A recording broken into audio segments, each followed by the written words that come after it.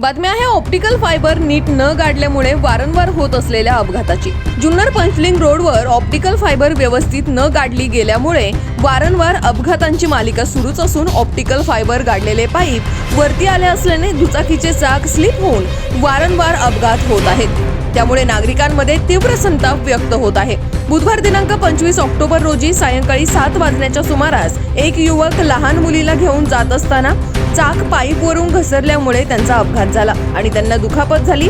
अनेक वेळा याबाबत आवाज उठवून देखील जाणीवपूर्वक दुर्लक्ष केले जात असल्याचं स्थानिक नागरिक सांगत आहेत। संबंधित विभागाने आणि ठेकेदाराने तत्काळ याची दखल घेऊन हे पाईप व्यवस्थित दुरुस्त करून जमिनीखाली गाडून घ्यावे, अन्यथा येत्या काही दिवसात सर्व पाईप उखडून टाकू असा इशारा स्थानिक नागरिकांनी देत तीव्र शब्दात नाराजी व्यक्त केली आहे। आमचे प्रतिनिधी सौरभ गुंजाळ यांनी घेतलेला हा आढावा पाहूयात।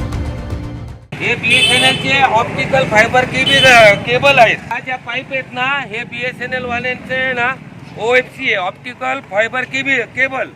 हे आम्ही ज्यावेळेस काम चालू होतं त्यावेळेस ह्या लोकांना सांगितलं होतं तुम्ही काम नीट करा, तुम्ही तो ना 1-1.5 फूट खाली काढा तो पाईप आणि मग वरती PCC करा। तर तो नितीन कोले कोण म्हणून जो कॉन्ट्रॅक्टर होता त्यांनी नालायकांनी काय ऐकलं नाही टोनग्यानी, आणि नंतर नगरपालिकेवाल्यांनी याच्यावर हा मुरुम टाकला। तर तो व्यवस्थित न टाकला गेल्यामुळं आज ते बारकं पोरगं ते आणि कितीतरी रोज पडतात।